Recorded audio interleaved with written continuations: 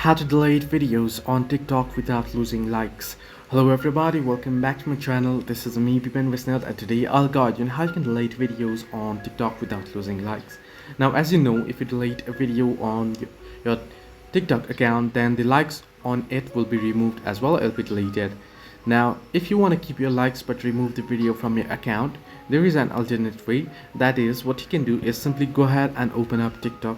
Once you open up TikTok, there what you want to do is you want to head into your profile. Right under profile, now here you want to simply tap on the particular video that you wish to delete and open it up. Then tap on the three dots at the right hand side of the screen, and here now if you swipe to the right at the bottom, you'll find the option that says privacy settings. So you want to tap on it, and instead of deleting the account, you can see who can watch this video. You can set it to either friends if you want to show it only to your friends, but if you want to delete it, then instead of deleting, you want to set it to only you. This way no one else will be able to view your video except for you, and it'll be hidden from your profile, and however the like will still be kept on your profile. So the likes won't be removed from your profile, but the video will be removed to your private section. So this is how you can delete videos on TikTok without losing likes. Hope this helped you. Like and subscribe, and do not forget to leave a comment down below if you have any further issues.